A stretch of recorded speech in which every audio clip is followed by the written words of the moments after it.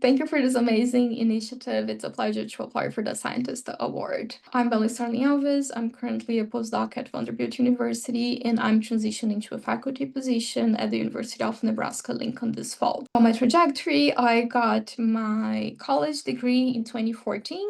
It was a psychology degree from the Federal University of Minas Gerais.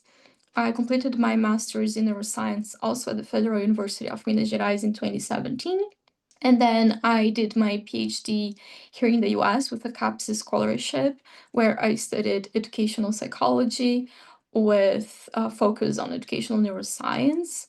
I completed my degree in 2021. Then I took a break from academia, went to work in Brazilian schools, working very closely with teachers, and I've been back here for now 2.5 years as a postdoc. So about the project I mentioned in this award, I am proposing three studies. Two of them I've conducted already, and the third one is the one I hope the award will help me with.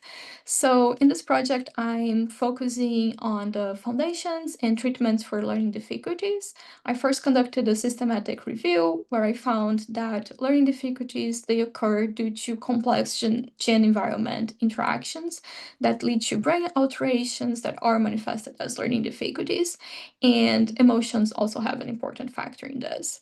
So now I'm testing this model. First, I did a resting state functional MRI study to understand the neural profile of children with learning difficulties very early in development.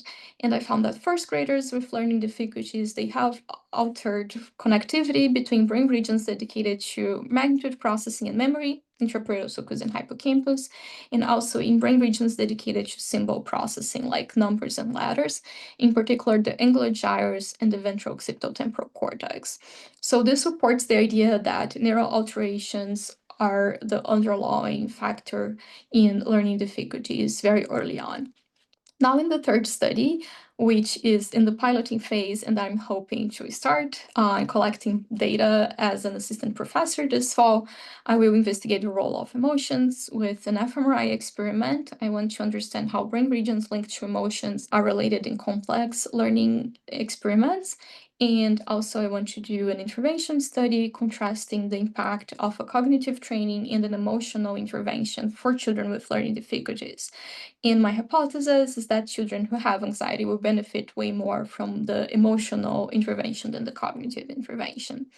This award would really impact my life because it would allow me to do this study that has highly translational potential and also would support me in my tenure case.